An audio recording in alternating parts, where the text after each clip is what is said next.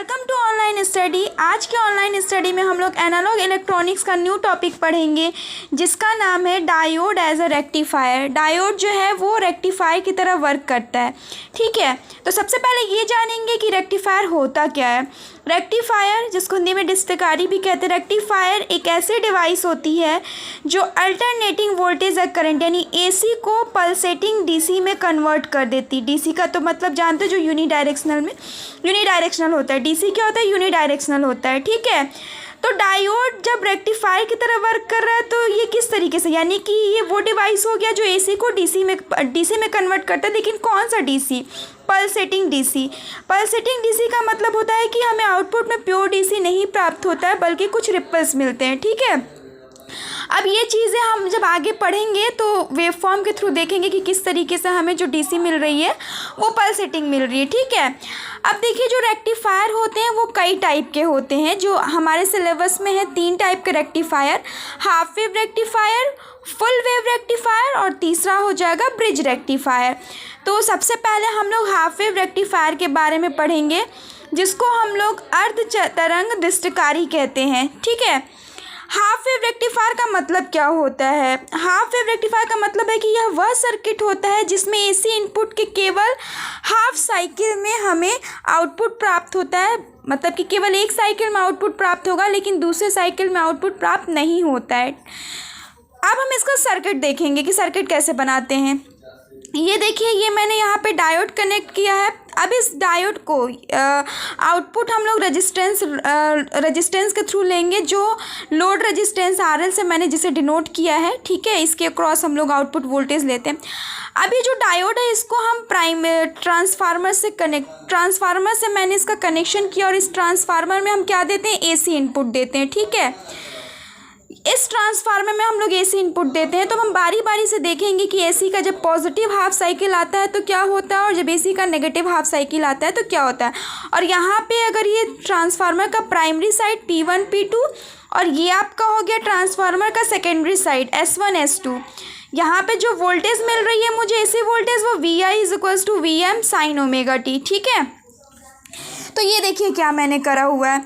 Normally positive half cycle करेंगे। अब positive half cycle में देखेंगे क्या होगा और रिवर्स नेगेटिव हाफ साइकिल में क्या होगा। ठीक है, ये नेगेटिव हाफ साइकिल का। ठीक है, तो पॉजिटिव हाफ साइकिल में मैंने क्या किया, AC का पॉजिटिव इनपुट जब आता है तो आपका कह लीजिए कि ये जो S1 पर प्लस और S2 पर माइनस, मतलब वोल्टेज जो होंगे ये S1 सिरा जो पॉजिटिव हो जाएगा और S2 सिरा जो होगा वो नेगेटिव हो जाएगा। अब इसके पॉजिटिव होने के कारण हम देखिए आप लोग डायोड के जो P टाइप है उसको कौन सी वोल्टेज मिल गई? पॉजिटिव वोल्टेज मिल गई। और ये नेगेटिव है तो N टाइप किससे कनेक्ट हो गया? नेगेटिव से। टोटली मिला के कहने का कि P यहाँ से हमें हाई पोटेंशियल प्राप्त हो गया क्योंकि हमने AC का पॉजिटिव हाफ दिया है। पॉजिटिव हाफ के कारण जो सेकेंडरी में S1 सिरा होता है उस पर पॉजिटिव वोल्टेज और S2 पे नेगेटिव वोल्टेज। ठीक है, तो ऐसा करने से ये क्या होगा? शॉर्ट सर्किट की तरह बिहेवियर, शॉर्ट सर्किट हो जाएगा। शॉर्ट सर्किट को मैंने देखिए यहाँ से दिखाया हुआ, जब पॉजिटिव हाफ साइकिल था डायोड का तो उस समय हमने क्या किया, जो टर्मिनल वोल्टेज डायोड का था उसे नेगलेक्ट मान लिया हुआ है। ठीक है, और इसके कुछ इंटरनल रेजिस्टेंस RF क्या है? डायोड के इंटरनल रेजिस्टेंस। तो यहाँ पे आप ध्यान से देखिएगा, ये क्या है? ये डायोड है, ये शॉर्ट सर्किट है। तो शॉर्ट सर्किट के केस में क्या होता है? करंट फ्लो होती है। शॉर्ट सर्किट के केस में डायोड में क्या होती है? करंट फ्लो होती है और हमें आउटपुट वोल्टेज प्राप्त होता है। ठीक है, इसी तरीके से अगर हम नेगेटिव हाफ साइकिल की बात करें तो नेगेटिव हाफ साइकिल में मतलब कि ऐसा आपको इनपुट पॉजिटिव हाफ साइकिल में यूँ आया था तो जिसके कारण ये पॉजिटिव था और ये नेगेटिव हो गया था। लेकिन जब नेगेटिव हाफ साइकिल आएगा तो नेगेटिव हाफ साइकिल में इस तरीके से वेव फॉर्म प्राप्त होंगे इसको, जिसके कारण आपका अब S1 नेगेटिव और S2 पॉजिटिव हो जाएंगे। उस केस में हमें डायोड के P टाइप को लो पोटेंशियल प्राप्त हुआ in comparison to N type. P type को N टाइप के कंपैरिजन लो पोटेंशियल मिलने पर ये जो डायोड होता है वो रिवर्स बायस हो जाता है और ओपन सर्किट की तरह बिहेव करता है। रिवर्स बायस में हम मान लेते हैं कि ओपन सर्किट की तरह बिहेव कर रहा है। ठीक है, तो यहाँ पे देखिए मैंने शो करा हुआ है इसी सर्किट को, ये ओपन सर्किट हो गया, यहाँ पे क्या हो गया, ये ओपन सर्किट, यानी कि कोई करंट फ्लो नहीं हो रही है। I is equal to 0, S1 negative, S2 आपका पॉजिटिव हुआ। और उस केस में जो हमें आउटपुट वोल्टेज प्राप्त हो रही है ना VDC, वो 0 प्राप्त होगी लोड के अक्रॉस। और यहाँ पे जो पॉजिटिव हाफ साइकिल था, तो लोड के अक्रॉस जो हमें आउटपुट DC वोल्टेज मिल रही है वो पॉजिटिव हाफ के बराबर VI के बराबर प्राप्त होगी, लेकिन पॉजिटिव हाफ के केस में, ठीक है, पॉजिटिव हाफ का फॉरवर्ड बायस का केस है और ये आपका रिवर्स बायस का केस है। अब चलिए हम थोड़ा सा वर्किंग देखेंगे। तो वर्किंग में क्या है कि यदि ट्रांसफार्मर की प्राइमरी कॉइल को मेन AC सप्लाई, ये जो ट्रांसफार्मर है ना, ट्रांसफार्मर का जो प्राइमरी कॉइल है इसको इस पे AC मेन सप्लाई से कनेक्ट कर देते हैं, ठीक है।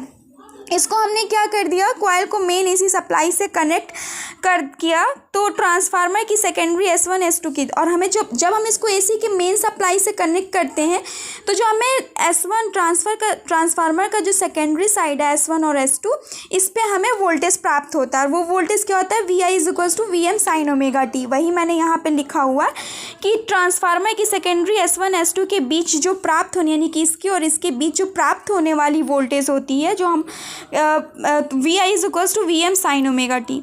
अगर ये तो इंस्टेंटेनियस वोल्टेज है ना AC के कारण, और अगर हम VM की बात करें तो दिस इज मैक्सिमम वोल्टेज, है ना, ये आपका क्या हो गया, मैक्सिमम वोल्टेज हुआ। अब आगे देखेंगे कि इस सर्किट की वर्किंग को समझते हैं। क्योंकि मैंने अब तक तो पता बारी बारी से पॉजिटिव हाफ साइकिल के केस में क्या इक्वेशन आता है करंट और वोल्टेज का, और नेगेटिव हाफ साइकिल के केस में करंट और वोल्टेज का क्या इक्वेशन आता है वो देखेंगे। देखिए पॉजिटिव हाफ साइकिल में मैंने यहाँ पे बताया है आपको कि S1 जो होगा वो पॉजिटिव हो जाता है, S2 नेगेटिव। जैसे कि हमने यहाँ पे पॉजिटिव हाफ साइकिल दिया ना, तो S1 क्या हो जाएगा, पॉजिटिव, और S2 नेगेटिव। वही चीज़ें हैं यहाँ पे, S1 पॉजिटिव S2 नेगेटिव।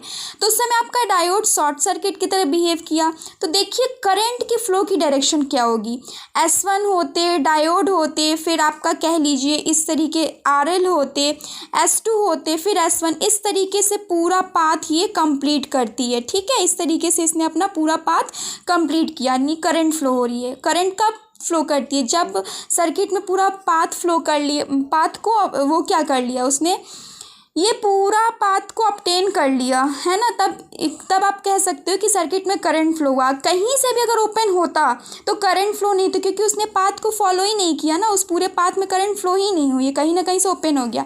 तो फिर से देख लीजिए डायरेक्शन क्या होगा करंट का, S1 डायोड RL S2 और S1 होते, इस तरीके से ये अपना पाथ को कंप्लीट करता है, ठीक है।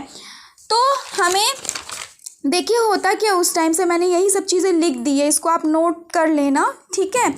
तो सर्किट में फ्लो होने वाली जो करंट होगी वो क्या हो जाएगी, I is equals to VM sine omega t, ठीक है। I इज इक्वल्स टू क्या होता है, V अपॉन R होता है, तो VI है ना, VI इंस्टेंटेनियस वोल्टेज है, तो इंस्टेंटेनियस वोल्टेज कितनी है, VM साइन ओमेगा टी। यहाँ पे देखिए इंस्टेंटेनियस वोल्टेज कितनी हो गई, VM साइन ओमेगा टी, तो वो मैंने लिख दिया। और अपॉन रेजिस्टेंस होता है, तो रेजिस्टेंस कौन कौन सा हो जाएगा बच्चों, ये जो लोड का रेजिस्टेंस है वो, यानी कि ये जो लोड का रेजिस्टेंस है वो, प्लस डायोड की भी तो कुछ इंटरनल उसकी रेजिस्टेंस होगी, वो दिस प्लस दिस, यानी RL प्लस RF, ये टोटल रेजिस्टेंस हो गया। तो वही मैंने लिखा है VM sine omega T upon RL plus RF, ठीक है। अब हम क्या करेंगे, इस VM upon RL plus RF को एक साइड कर लिया और साइन ओमेगा टी को मैंने अलग कर लिया है। VM upon RL plus RF को हम क्या नाम देते हैं, maximum current IM। I is equals to क्या होता है, V अपॉन R, चूँकि VM है इसलिए मैंने IM करा हुआ, यहाँ पे लिखा है IM is equals to VM upon RL। ये this term is totally IM and sine omega t, और उसके बाद मैंने साइन ओमेगा टी कॉपी कर लिया। तो I करंट की वैल्यू कितनी मिली मुझे, IM साइन ओमेगा टी, ठीक है। पॉजिटिव हाफ साइकिल कहाँ से कहाँ था, ये पहले हमें देखना पड़ेगा कि पॉजिटिव हाफ साइकिल कहाँ से कहाँ होता है। इसको समझने के लिए पहले वेव फॉर्म देखिए, एक वेव फॉर्म है AC साइकिल की, है ना। पॉजिटिव हाफ साइकिल 0 से पाई है, नेगेटिव हाफ साइकिल कहाँ से कहाँ तक है, पाई से लेके 2 पाई तक। फिर अगेन पॉजिटिव हाफ साइकिल आपका स्टार्ट होता है वो 2 पाई से लेके 3 पाई तक, ठीक है। तो 0 से पाई आपका क्या हो गया, वो पॉजिटिव हाफ साइकिल हुआ। तो मैंने यहाँ पे करा हुआ है 0 से लेकर के पाई तक आपका पॉजिटिव हाफ साइकिल है। उस समय करंट कितनी मुझे प्राप्त हुई, I is equals to IM sine omega t, और ये चीज़ें मैंने वही दिया ओमेगा टी, है ना, मतलब जो कह लिए साइक्लिंग की बात कर रहे हैं, 0 से ज़्यादा और पाई से कम हुई, इक्वेशन 1 आ गया। तो ये तो था करंट जो फ्लो हो रही है, लेकिन जो हमें लोड के अक्रॉस वोल्टेज प्राप्त जो होनी चाहिए, जैसे हमें लोड के अक्रॉस वोल्टेज क्या मिला, इसको भी तो कैलकुलेट करना होगा। तो लोड के अक्रॉस जो वोल्टेज हमें मिल रही है V0 is equals to I multiplied RL, क्योंकि V is equals to I R होता है, लोड के अक्रॉस है इसलिए मैंने RL करा है।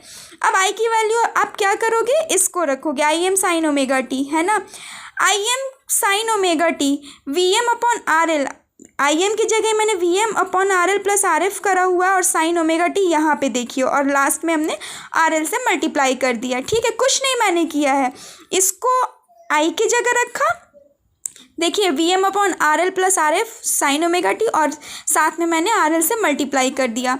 अब देखिए करेंगे क्या, VM को मैंने कॉमन कर लिया और RL अपॉन R जो रेजिस्टेंस वाला टर्म है उसको एक ब्रैकेट में कर लेते हैं, RL upon this RL upon RL plus RF और साइन ओमेगा टी, इस तरीके से मैंने लिख दिया। ये मैथमेटिकल कैलकुलेशन, और ये कौन सी वोल्टेज है, आउटपुट वोल्टेज जो हमें लोड के अक्रॉस प्राप्त हो रही है। ठीक है, तो इस अगर एक कंडीशन है if RL is greater than RF, अब इसको इस तरीके से यहाँ समझिए, यानी कि लोड का जो रेजिस्टेंस है वो बहुत ज़्यादा है comparison to RF means internal resistance of diode. यहाँ पे देखिए जैसे ये इंटरनल रेजिस्टेंस होता है तो इंटरनल रेजिस्टेंस बहुत ही कम होता है, ठीक है, तो उसके कंपैरिजन जो लोड का रेजिस्टेंस है वो बहुत ज़्यादा है, तो उस केस में हम लोग क्या करते हैं, इसको नेगलेक्ट मान लेते हैं, RF को क्या करेंगे, नेगलेक्ट मानेंगे। अब बच्चों जब मैं RF को नेगलेक्ट मानूंगी तो ये समझ लीजिए टर्म्स 0 हो गया, तो RL कैंसिल आउट हो गए। जब RL कैंसिल आउट हो जाएंगे पूरा ये टर्म, तो क्या बच जाएगा, V output is equal to VM sine omega t, ये तब हट जाएगा पूरा, क्योंकि RF 0 हो गए तो RL अपॉन RL केवल रह गए, कैंसिल आउट हो गया, तो VM साइन ओमेगा टी, और VM साइन ओमेगा टी क्या है भाई, VM साइन ओमेगा टी की अगर हम बात करें तो वो इंस्टेंटेनियस वोल्टेज यानी VI के इक्वल होता है, तभी मैंने लिखा है V आउटपुट इज मतलब किसके इक्वल, लगभग हो जाएंगे VM साइन ओमेगा टी के, और VM साइन ओमेगा टी किसके बराबर हो जाएगा, VI के बराबर हो जाएगा। ठीक है, टोटली कहने का मतलब पॉजिटिव हाफ साइकिल में जो इनपुट हमें वोल्टेज 0 से पाई तक मिली थी, वेव फॉर्म में प्राप्त थी, वही मुझे यहाँ पे मिल जाएगी पाई तक आउटपुट वोल्टेज में। अब अगर नेगेटिव हाफ साइकिल की बात करें तो ये साइकिल कहाँ से कहाँ तक चलेगा, आपका पाई से लेकर 2 पाई तक चलेगा। ठीक है, तो इस केस में बच्चों मैंने सर्किट में आपको दिखाया था कि पूरा ओपन सर्किट है, यानी no current will be flow, no any current will be flow in circuit due to open circuit, क्योंकि ये रिवर्स बायस है ना, रिवर्स बायस में ओपन सर्किट की तरह बिहेव करता है, जिसके कारण सर्किट में करंट ही नहीं फ्लो कर रहा है, क्योंकि पाथ ही कंप्लीट नहीं हो पाएगा, यहीं से ओपन हो गया, और ओपन का मतलब होता है कि पाथ कंप्लीट नहीं हुआ, जिसके कारण करंट नहीं फ्लो करेगा। ठीक है, तो इस तरीके से जब 0 करंट फ्लो होगी तो आउटपुट में भी जो हमें वोल्टेज मिल रही वो भी 0 प्राप्त होगी। ठीक है, और इस समय देखिए होता क्या है, जब हम नेगेटिव हाफ साइकिल प्रोवाइड करते हैं तो यहाँ पे S1 सिरा नेगेटिव और S2 आपका पॉजिटिव होगा। ठीक है, VDC भी मैंने 0 लिखा हुआ है, ये सब चीज़ें मैंने लिख दी, आप देख लीजिएगा। I इज इक्वल टू 0 मिला, V output is equal to 0, यानी कहाँ से कहाँ तक, पाई से लेकर 2 पाई तक, ये देखिए पाई से लेकर 2 पाई तक, this is negative half cycle, मतलब ये आपका नेगेटिव हाफ साइकिल है। और उस समय देखिए आउटपुट में 0 मिल रहा है, आउटपुट में नो करंट, मतलब कोई करंट फ्लो नहीं हो रही और ना ही कोई वोल्टेज हमें मिल रहा है, तो आउटपुट में हमें क्या मिल रही है, वोल्टेज 0 मिल रही है।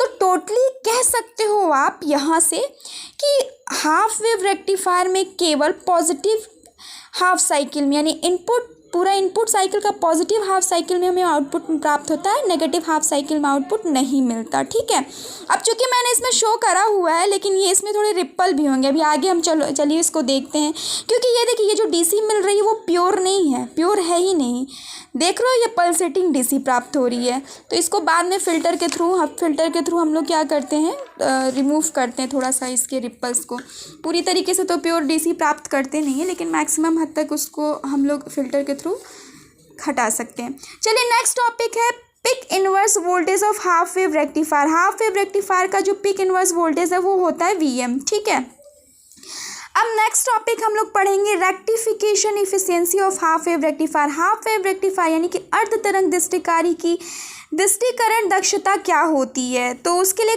उसका बस यही फॉर्मूला होता है कि रेक्टिफायर की आउटपुट यानी कि जो रेक्टिफायर की आउटपुट पर प्राप्त डीसी, क्योंकि आउटपुट में हमें कैसा पावर प्राप्त होता है, डीसी मिल रही है, तो प्राप्त डीसी पावर तथा इनपुट में दी गई एसी पावर के रेशियो को इफिशियंसी ऑफ रेक्टिफायर, इससे हम लोगों ने जीटा से शो किया हुआ है। ठीक है, तो डीसी ये आपका इफिशियंसी है, DC power supply to load, load में हमें जो डीसी पावर मिल रही है वो अपॉन जो हमने input AC supply input power दिया वो, यानी कि DC power supply to load upon total input AC power PAC PDC. अगर हम इसको परसेंटेज के फॉर्म में लिखना चाहें इफिशियंसी को, तो इसको परसेंटेज के फॉर्म में DC power supplied the load upon total input AC power multiplied 100%, ये परसेंट के फॉर्म में आ गया। ठीक है, अब आगे और भी टर्म आएंगे इसके, वो हम नेक्स्ट लेक्चर में पढ़ेंगे। Thank you.